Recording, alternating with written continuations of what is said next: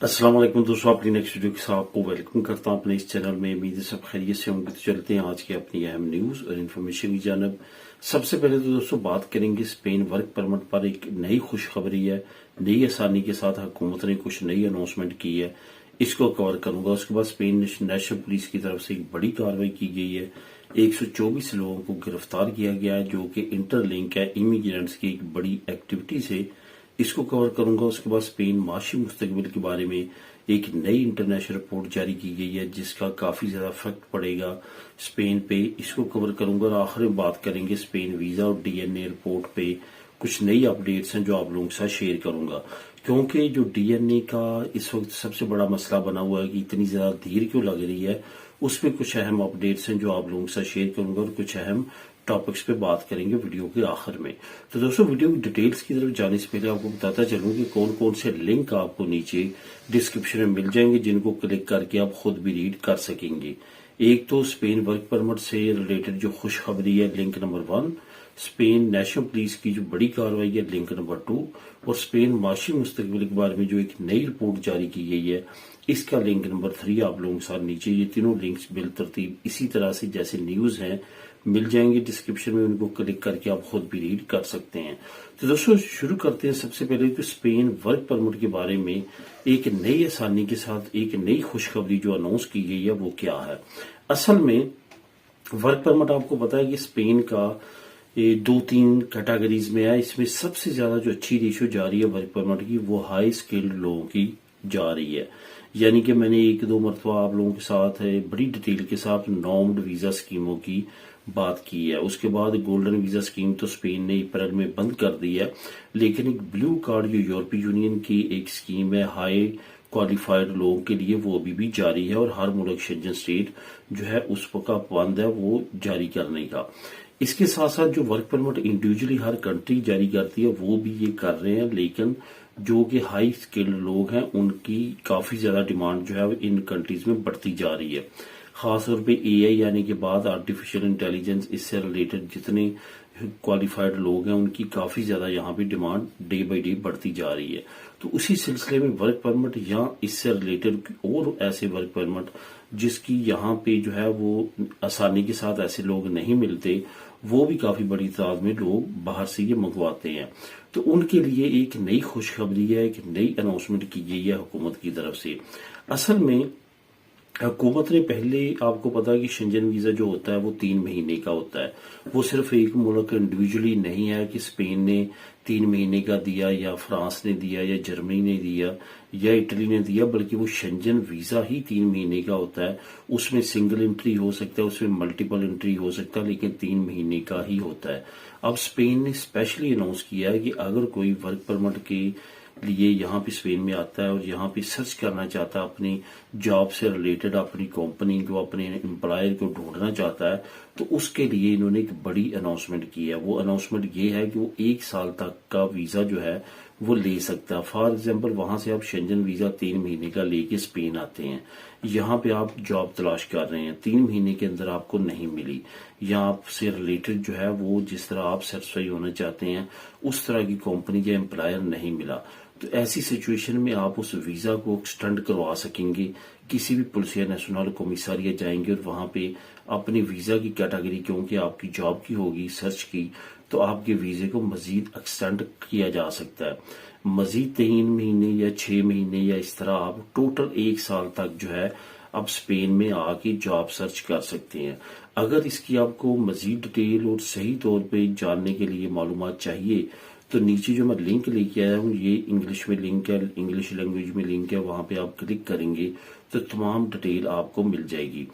ऐसी जो स्कीमें हैं इससे लाजमी तौर पे फायदा उठाना चाहिए, और खास तौर पे जब ये नई लॉन्च होती हैं और इस तरह के नए कानून आते हैं तो उसमें लाजमी तौर पे जो क्वालिफाइड लोग होते हैं उनको अप्लाई करना चाहिए। इससे रिलेटेड वो प्रोफेशंस जिनकी यहाँ पे बहुत ज्यादा डिमांड है और यहाँ से वो मिलने मुश्किल है, वो भी अप्लाई कर सकते हैं।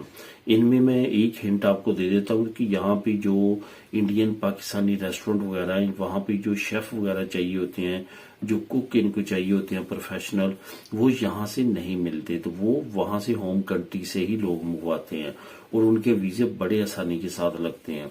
ऐसे वीजे भी अप्लाई किए जा सकते हैं और ऐसे वर्क परमिट में भी लोग काफी बड़ी तादाद में पहले भी आए हैं और आ भी रहे हैं। अगर आपका ऐसा कोई लिंक है या एम्प्लॉयर है तो आप इस फार्मूले को आजमाते हुए यहाँ पे आ सकते हैं। लेकिन यहाँ पे आपने एक चीज बहुत ज्यादा नोट करनी है कि अब पहले वाली बातें नहीं रही, बहुत ज्यादा सख्ती हो चुकी है, बहुत ज्यादा तहकीकात की जाती है आपके पास शो करने के लिए कि आप वाकया ही शेफ है, वाकई प्रोफेशनल कुक है।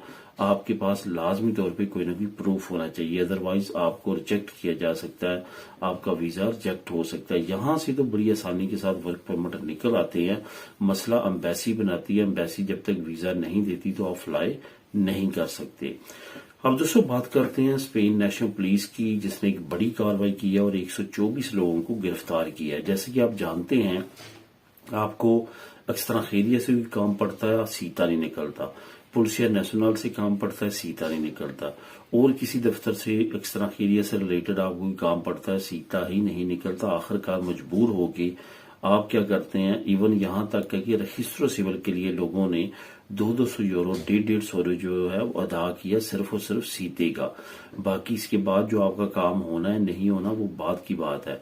अगर कभी खुदा न खास्ता आपको दोबारा सीता लेना पड़ता है तो दोबारा से आपको इतनी ही पेमेंट करनी पड़ती है। तो ये सारी सिचुएशन इंतहाई गंभीर है जो कि इमिग्रेंट्स को काफी सालों से भुगतना पड़ रही है।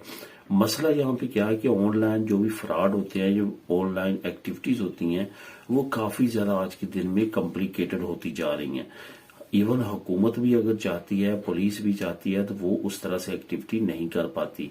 हुकूमत ने, पुलिस ने कई मरतबा ऐसे लोगों को पकड़ा है, लेकिन मजीद लोग जो हैं इस गैंग के नमूदार होते हैं और वो ये काम जारी रखते हैं।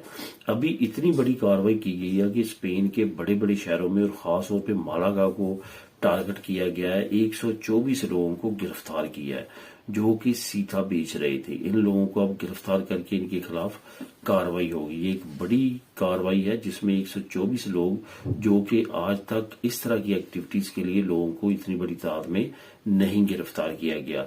इसकी मजीद डिटेल आप नीचे लिंक नंबर 2 को क्लिक करके खुद भी रीड कर सकते हैं।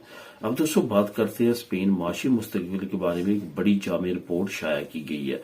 असल में ये जो इंटरनेशनल फाइनेंशियल टाइम है वो इस तरह की मुख्तलिफ कंट्रीज से रिलेटेड रिपोर्ट्स जो है वो शाया करता है, जिसमें खास तौर पे वर्ल्ड बैंक से जो इसके साथ साथ जो बड़ी बैंक्स हैं जो कि IMF जैसा जो monetary fund, international monetary fund जो अदारा है, उनकी जेर निगरानी इस तरह की रिपोर्ट्स जो है वो शाया की जाती हैं जो कि मुल्क की माशी सूरत हाल के बारे में होती हैं और उसका आकाश करती हैं कि ये मुल्क जो है आने वाले फ्यूचर में और इस वक्त कहाँ खड़ा है। तो स्पेन के बारे में वंस अगेन बहुत ही पॉजिटिव एक रिपोर्ट शाया की गई है जिसके इफेक्ट स्पेन की माशी तरक्की पे मजीद पड़ेंगे। ये रिपोर्ट में कहा गया है कि मुस्तकबिल स्पेन का अगर इसी तरह से माशी तरक्की करता है, जो कि इस वक्त अनएम्प्लॉयमेंट रेशो जो है वो तारीखी जो है वो नीचे जा चुकी है, यानी कि 2008 के बाद जो है सबसे ज्यादा लोग जो है इस वक्त काम कर रहे हैं। इसके साथ साथ माशी तरक्की बड़ी तेजी के साथ हो रही है। अगर इसी तरह ये तरक्की करता है तो आने वाले वक्त में ये यूरोप का बेहतरीन और तरक्की याफ्ता तरीन मुल्क होगा। तो इस पे स्पेन को काफी ज्यादा जो है वो क्रेडिट मिला है। इसको रिपोर्ट को काफी बड़े बड़े अदारों ने शाया किया। इस रिपोर्ट को आप भी रीड कर सकते हैं, नीचे लिंक नंबर 3 जो है वो मौजूद है। अब दोस्तों बात करते हैं स्पेन वीजा और DNA टेस्ट रिपोर्ट के बारे में एक नई खबर की। असल में बहुत सारे लोग ऐसे हैं जो 5 महीने से 6 महीने से अपने DNA टेस्ट का वेट कर रहे हैं और बहुत सारे लोग ऐसे हैं जो मेल करते हैं। कुछ लोगों ने यहाँ पे जो मेरी जानने वाले थे उन्होंने मेल किया है जहां पे उन्होंने स्पेन में DNA टेस्ट किया था। असल में यहाँ पे एक और मसला ये भी आ रहा है कि जो स्पेन में DNA टेस्ट करने वाले चंद एक क्लिनिक हैं वो भी महदूद काम करते हैं। वो पब्लिकली सिर्फ और सिर्फ वीजे वालों का काम नहीं करते, वो ओवरऑल जाहिर है वो अपना भी काम करते हैं। यहाँ पे भी बहुत ज्यादा देरी लग रही है। अब तकरीबन 4 महीने गुजरने के बाद जब उसने मेल की है उन क्लिनिक को जहां पे उसने DNA दिया था एक दोस्त ने, तो उन्होंने कहा कि क्योंकि हमारे पास भी काफी ज्यादा रश है तो इस वजह से हमारी तरफ से भी देरी है। अब देखिए एम्बेसी सिर्फ टाइम नहीं लगा रही, एम्बेसी जो है वो 2-3 महीने तक आपका काम वहां का निपटा के यहाँ पे स्पेन में आपकी सरबराह को डीएनए टेस्ट के लिए भेज देती है। अब यहाँ पे जो क्लिनिक है वो भी 3 से 4 महीने उन्होंने भी लगाना शुरू कर दिए हैं, जिसकी वजह से ओवरऑल टाइम बहुत ज्यादा लग रहा है। इसका हल मैंने आपको बताया था कि इसका बेहतरीन हल है, अगर आप जल्दी अपनी केस को निपटाना चाहते हैं तो वहीं पे पाकिस्तान में ही टोटल सारी फैमिली का डीएनए टेस्ट कर लें। जो यहाँ पे स्पेन में है वो भी उस वक्त वहां पे चले जाएं, एक ही मरतबा डीएनए टेस्ट हो जाए, तो इस तरह से आपके 4 से 5 महीने कम से कम बच जाएंगे। तो दोस्तों ये थी आज की अहम न्यूज और इन्फॉर्मेशन। मिले नेक्स्ट वीडियो में नई अपडेट्स के साथ। अल्लाह हाफिज।